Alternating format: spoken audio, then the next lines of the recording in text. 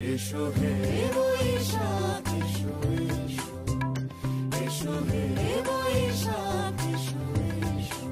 নতুন বছরকে বরণ করে নিতে কত না আয়োজন থাকে আমাদের। বাংলা নববর্ষ বলে কথা, অনেক আগে থেকে আমরা চেষ্টা করি কিভাবে কি করব সেগুলা একটা প্ল্যান করতে। এবার একটু ব্যতিক্রম ভাবেই নববর্ষটা পালন করলাম। সবসময় দেখা যায় গতানুগতিক ভাবেই বাসাতেই বিভিন্ন রকম আয়োজন করে থাকি, ইলিশ পান্তা, বিভিন্ন রকম ভর্তা ভাতের আয়োজন থাকে। তো এবার ঠিক করলাম এরকম কিছুই করব না, চলে যাব একটু দূরে। তো সেটাই ঠিক করে চলে আসলাম প্রজেক্ট হিলসা এই রেস্টুরেন্টে, পদ্মার পাড়ে, সবচেয়ে বড় রেস্টুরেন্টটা একদম ইলিশ মাছের আকৃতিতে তৈরি করা এবং রেস্টুরেন্টের ভিতরে মাছের যেই কালার সেটা মিলাই কালার কম্বিনেশনটা করা। রেস্টুরেন্টটা বেশ সুন্দর, অনেকটা জায়গা এবং আরাম আয়েশ করে খাওয়া দাওয়া করা যায় জায়গাতে, কারণ এই জায়গাতে তুলনামূলক একটু ভিড় কম থাকে।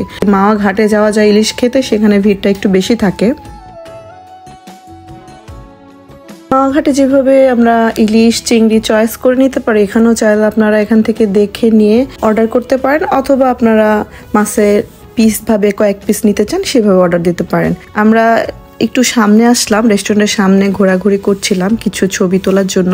বাইরে তো অনেক রোদ ছিল ওই দিন, আর রোদের তাপটা এত বেশি ছিল যে বেশি সময় রোদে দাঁড়ানোর মতো অবস্থা ছিল না। রেস্টুরেন্টটা কিন্তু দেখতে অনেক সুন্দর বাইরে থেকে, আর ভিতরের দিকেও সুন্দর। এবারে বৈশাখের প্রথম দিনটা সব দিক থেকে আমার কাছে অন্যরকম লাগছিল, অন্য অনেকবারের চেয়ে এবার আলাদা লাগছিল। এবছর আমার প্রিন্সেস আমার কাছে ছিল না, মনটা বেশ খারাপ ছিল। তারপরেও কি করার, মানে সবকিছুর মধ্যেই একটু ভালো থাকার চেষ্টা করা আর কি। এই যে আমার প্রিন্সেসের ছবি অ্যাড করে দিলাম আর আমার বোনের ছবি, এই দুজন ছাড়া আসলে আমার ব্লগটা ইনকমপ্লিট লাগছিল। আর এখানে কিছু খেলার জায়গাও আছে বাচ্চাদের, বড়দের পাশাপাশি বাচ্চারাও যাতে এখানে এসে একটু মজা করতে পারে সেই রকম ব্যবস্থা করা আছে। এবার আমরা খাওয়া দাওয়া করব, কারণ এখানে যেহেতু এসেছি আমরা ইলিশ খেতে, তো আমরা অর্ডার দিয়েছিলাম কিছু মজার খাবার, সেগুলো অলরেডি চলে এসেছে। আমরা খাওয়া দাওয়া করব এখন।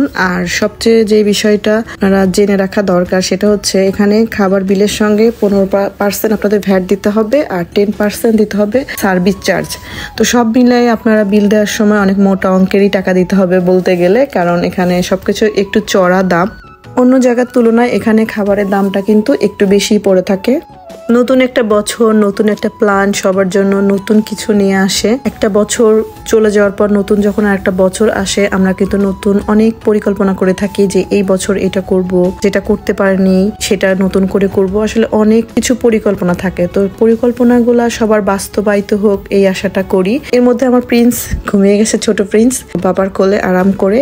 তো ওখান থেকে আরও একটা জায়গায় এসেছিলাম, এখানেও কিছুটা সময় কাটিয়েছি। তো পাশে দেখি ছোট্ট মেলার মতো হচ্ছে, বাচ্চাদের ছোট ছোট খেলনা নিয়ে এরা বসে আছে। ছোট ছোট বাচ্চারা একদম ভিড় করে আছে। এটা দেখে ছোটবেলার বৈশাখী মেলার কথা মনে পড়ছে। বৈশাখী মেলায় যেতে কিন্তু অনেক ভালো লাগতো, এখন আর সেই সুযোগটা হয় না বৈশাখী মেলায় যাওয়া। আর এই টাইমগুলোতে বৈশাখী মেলা অবশ্য গ্রামগঞ্জে সব জায়গায় হয়। যাই হোক, সবার নতুন বছর ভালো কাটুক, সফলতা সবার হাতের কাছে ধরা দিক, এই আশায় আজকের ব্লগটা এখানেই শেষ করছি। নতুন বছর সবার ভালোভাবে কাটুক, সবাই ভালো থাকবেন, সুস্থ থাকবেন। আল্লাহ হাফেজ।